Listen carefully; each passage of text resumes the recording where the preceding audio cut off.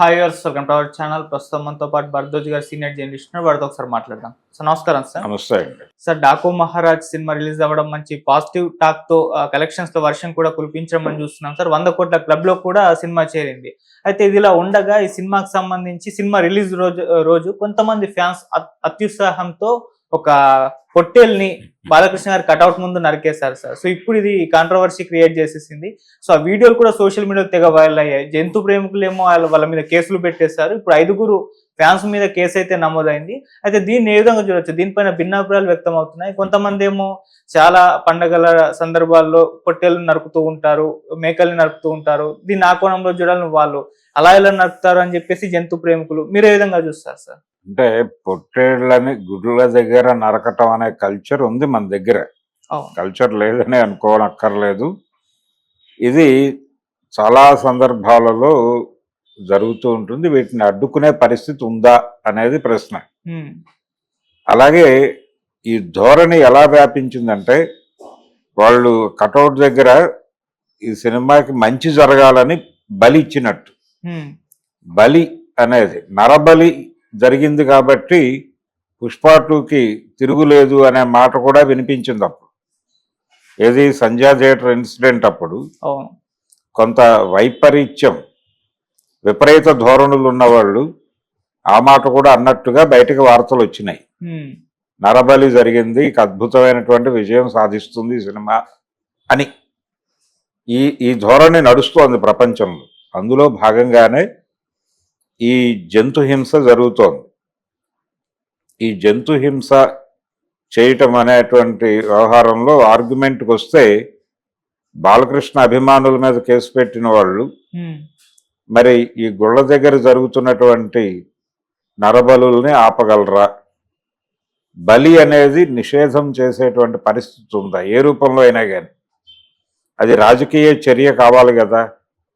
ఆ రాజకీయ చర్య చేసి బలులు నిషేధమే, నిజానికి బలి నిషేధం. కానీ దాన్ని అమలు చేసేటువంటి స్ట్రక్చర్ ఉందా? మనకు ఆలోచనలు ఉన్నాయా?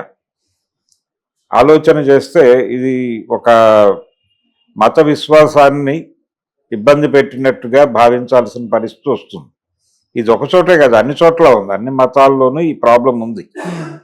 అది భిన్నమైనటువంటి పద్ధతుల్లో నడుస్తుంది, ఒక్కో చోట ఒక్కోలా.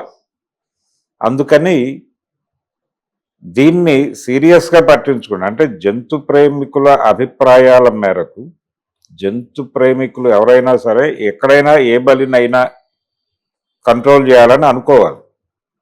అనుకుని ఇక్కడి నుంచి అటు ఎక్స్పాండ్ అయిన లక్షణం ఇది. అంటే ఇక్కడ జరుగుతున్న బలుల తాలూకా ఇన్ఫ్లుయెన్స్ పడినటువంటి కుర్రాళ్లే అక్కడ బలి చేశారు. అంచేత ఆ బలిని ఈ బలికి భిన్నమైన దానిగా చూడక్కర్లేదు. అంటే ఈ పిల్లలు ఎవరైతే ఇప్పుడు అరెస్ట్ అయ్యారో, ఈ అరెస్ట్ అయిన వాళ్ళు అక్కడ పొట్టేళ్లను నరకటం అనే కల్చర్ ఎక్కడి నుంచి వచ్చింది, వాళ్ళకి ఆ అవగాహన ఎక్కడి నుంచి వచ్చింది? అంతకుముందు వాళ్ళు ఏ గ్రామదేవత దగ్గర మరొక చోట ఇలాంటి కార్యక్రమమే చేసుంటారు. అక్కడ మంచి చేశాం కాబట్టి ఇక్కడ కూడా అదే చేసాం అనుకున్నారు. వాళ్ళ దృష్టిలో తప్పని వాళ్ళకి తెలియదు. వాళ్ళు మంచి చేశామనే అక్కడ చంపారు, ఇక్కడ చంపారు.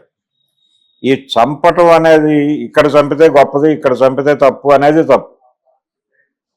చంపడం అనేది ఎక్కడైనా తప్పే అనే లక్షణం మీకుంటే, ఇక్కడ అరెస్ట్ చేసినట్టుగానే అక్కడ కూడా అరెస్టులు జరిగితే తగ్గుతుంది. కాబట్టి ఆ రకమైన మెకానిజం మన దగ్గర డెవలప్ అవ్వాలి. ఆ రకమైన ఆలోచన ధోరణి రావాలి అధికారులు. వచ్చినప్పుడు మారుతుంది. ఆర్గ్యుమెంట్గా ఇది చాలా సంవత్సరాల నుంచి నడుస్తోంది చర్చ. జంతు బలులు, వీటి మీద దృష్టి పెట్టాలి అని అనుకోవటం అనేది చాలా కాలంగా ఉంది. కానీ ఆచరణ సాధ్యం కాదేమో అనే ఉద్దేశంతో వీళ్ళు ఆగుతున్నారు. తీసుకెళ్ళి అరెస్ట్ చేయొచ్చు కదా.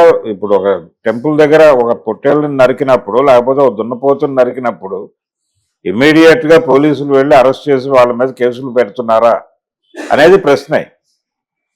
పాలాభిషేకాలు చేసేవాళ్ళు ఇంతకుముందు కట్అవుట్లకి, అదొక పైత్యం.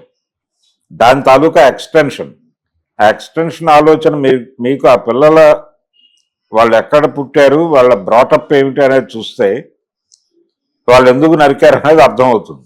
అంత క్లియర్గా అంత డెప్త్లోకి వెళ్ళి ఆలోచించే పరిస్థితిలో మన వ్యవస్థలు ఉన్నాయా అనేది చూడాలి.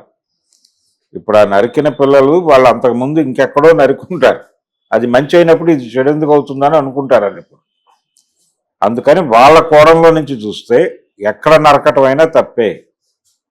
ఇప్పుడు అందరూ చెప్తున్నట్టుగా వీళ్ళని చేసినప్పుడు వాళ్ళని చేయాలి. ఇది జరుగుతోందా? ఇప్పుడు సంజయ్ థియేటర్ దగ్గర జరిగినటువంటి తొక్కిసలాటలో ఒక మహిళ చనిపోయిందని కేసులు పెట్టారు, అల్లు అర్జున్ని వేధించారు, ఓకే. ఇలాగే మొన్న తిరుమలలో జరిగింది, ఏది ఆ స్కూల్లో టోకెన్ల వితరణ కార్యక్రమంలో ఒక స్కూల్లో జరిగినటువంటి తొక్కిసలాటలో 6గురో 7గురో చనిపోయారని వార్త వచ్చింది. మరి ఆ సందర్భంగా ఆ తొక్కిసలాటకి కారణమైనటువంటి టీటీడీ నుంచి ఎవరినైనా అరెస్టులు చేశారా, లేకపోతే ఆ తొక్కిసలాటకి ఒక రకమైన అవకాశం కల్పించినటువంటి పోలీస్ డిపార్ట్మెంట్ నుంచి, అది వాళ్ళ వైఫల్యం కూడా, అన్ని వ్యవస్థల వైఫల్యం వల్లనే జరిగింది అది. మరి అన్ని వ్యవస్థలు, అక్కడ ఉన్నటువంటి అన్ని వ్యవస్థల రిప్రజెంటేటివ్స్ని అరెస్టులు చేశారా, వాళ్ళ మీద కేసులు పెట్టారా అనే ప్రశ్న కూడా ముందుకు వచ్చింది కదా. చెయ్యాలి అది కూడా. ఇక్కడ ఎలాగైతే సమధర్మం పాటించి గుళ్ళ దగ్గర నరికిన వాళ్ళని మంచి వాళ్ళని, కటౌట్ దగ్గర నరికిన వాళ్ళని దుర్మార్గులని చెప్పడం ఎలా తప్పు, ఇక్కడ కూడా అక్కడ కేసులు పెట్టరాదు ఇక్కడ కేసులు పెట్టవచ్చు అనడం కూడా తప్పే. అది న్యాచురల్ ప్రాసెస్లో జరగలే. ఇక్కడ ఎలాగైతే అల్లు అర్జున్ రావడం ద్వారా ఆ తొక్కిసలాట జరిగిందో ఇక్కడ వాస్తవం ఉంది. అలాగే అక్కడ కూడా ఓ ప్రాతిపదిక ఉంది. వాళ్ళే మైకులు పెట్టి చెప్పలా, మైక్ అనౌన్స్మెంట్లు చేయలే. వాళ్ళు ఆ పక్కన స్కూల్లో పక్కన పార్కులో ఉన్నారు జనాలు అందరూ. అంత పెద్ద ఎక్కువ బేభత్సమైన జనాలు కూడా కాదు, అంతా 3000 లోపు ఉన్నటువంటి జనాలు. వాళ్ళకి సరైన కమ్యూనికేషన్ లాగా ఇటు దూకారు అంతే. నువ్వు కమ్యూనికేషన్ నెట్వర్క్ ఏర్పాటు చేసుంటే, మైక్ పెట్టుంటే ఏమయ్యేది? 6గురు బతికేవాళ్ళు కదా. అది చెయ్యనందుకు జరిగిందా? మైక్ పెట్టిన వాళ్ళని ముయ్యాలిగా, వాళ్ళే కారణం కదా దీనికి. ఇక్కడ ఎలాగైతే అల్లు అర్జున్ కారణం, అక్కడ వాళ్ళు కారణం. అందుకని ఖచ్చితంగా నేరం జరిగినప్పుడు ఈ చర్చలు వస్తాయి.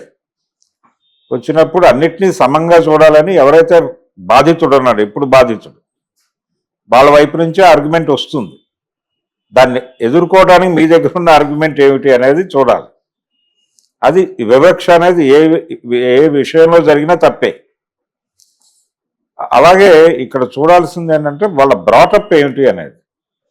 వాళ్ళు ఎక్కడి నుంచి, ఏ పేటల నుంచి వచ్చారు వాళ్ళు, ఆ పిల్లలు ఎవరైతే అక్కడ పొట్టేళ్ళను నరికారో ఆ పిల్లలు ఏ పేటల నుంచి వచ్చారు అనేది చూస్తే వాళ్ళకి నరకటం అనేది మంచిగా రిజిస్టర్ అయింది. వాళ్ళకి ఒక మంచి చేస్తున్నావు అనేటువంటి దీనిలో చేశారు వాళ్ళు. ఆ మంచిగా వాళ్ళకి రిజిస్టర్ అవడానికి రూట్స్ ఎక్కడ ఉన్నాయి అనేది చూస్తే దేవుడి దగ్గర తేలుతుంది. అది మానాలి.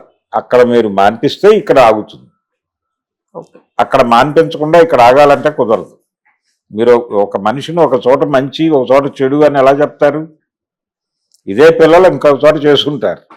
కాబట్టి టోటల్ సమాజంలో ఒక మార్పు రావాల్సినటువంటి అవసరం అయితే ఉంది. దీని మీద అవగాహన కల్పించాల్సినటువంటి అవసరం ఉంది. క్రైమ్ ఇట్ సెల్ఫ్ క్రైమ్ కాదు, ఆ క్రైమ్కి దారి తీసినటువంటి పరిస్థితుల మీద కూడా ఒక అధ్యయనం జరగాల్సిన అవసరం ఉంది.